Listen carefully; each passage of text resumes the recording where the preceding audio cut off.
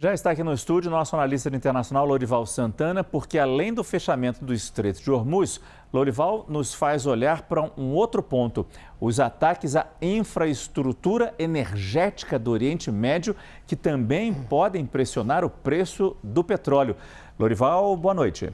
Boa noite. Pois é, quando a gente fala, vamos olhar o mapa aqui que a nossa sensacional equipe de internacional preparou para nós. Eu sei que o Márcio também teve um papel ao localizar esse mapa. Vamos lá. São duas coisas diferentes. Uma coisa é o escoamento do petróleo bruto, que aí você está falando do Estreito de Hormuz, por onde passa 20% do petróleo e do gás consumidos no mundo e 30% do petróleo comercializado no mundo, porque uma parte é produzida e consumida localmente.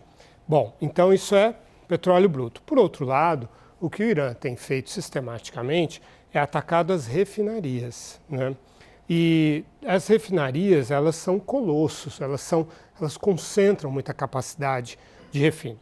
Por exemplo, a Ras Tanura, que deve estar por aqui, bom, na Arábia Saudita não está, mas a Ras Tanura processa 550 mil barris de petróleo por dia. Transforma 550 mil barris de petróleo por dia em gasolina, diesel e todos os derivados do petróleo. Mas e os Emirados Árabes Unidos? Uma só refinaria lá, ela processa 922 mil barris por dia.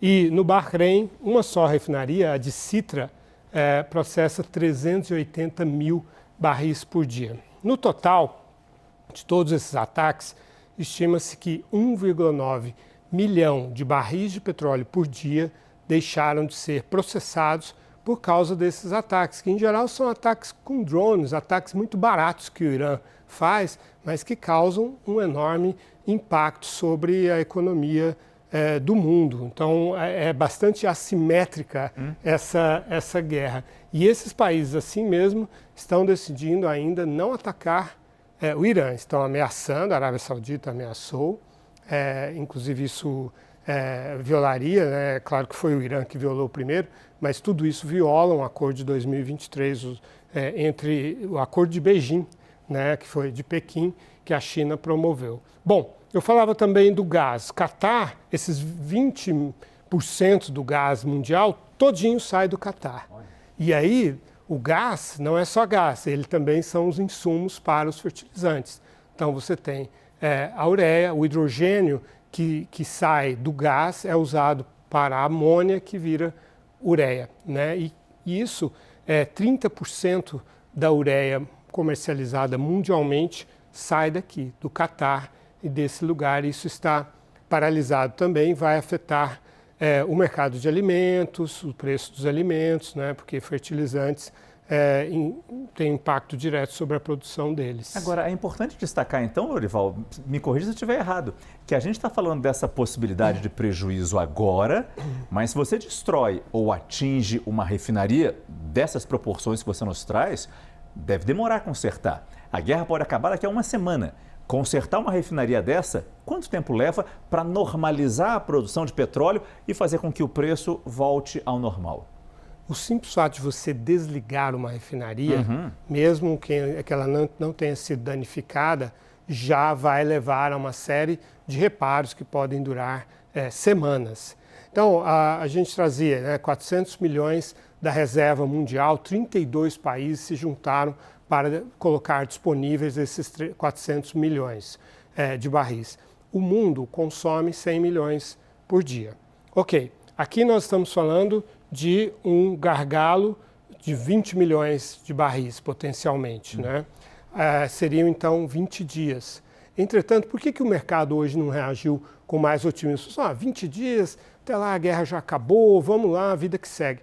Primeiro porque essas reservas não foram colocadas à disposição imediatamente.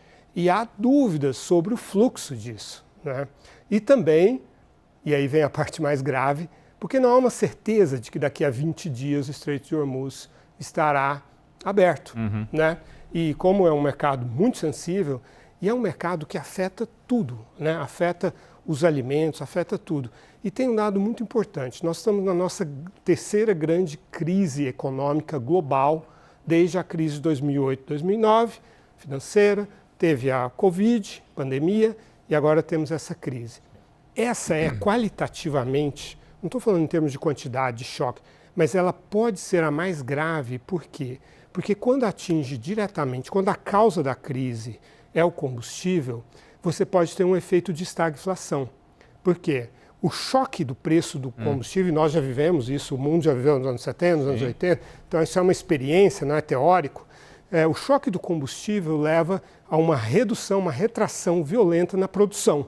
Produção industrial, produção agrícola, produção em geral. Por outro lado, é um choque que eleva os preços. Então você tem uma combinação entre inflação e estagnação econômica. E aí o que os bancos centrais vão fazer? Você não pode baixar os juros porque você tem a inflação. E aí você não consegue reativar a economia.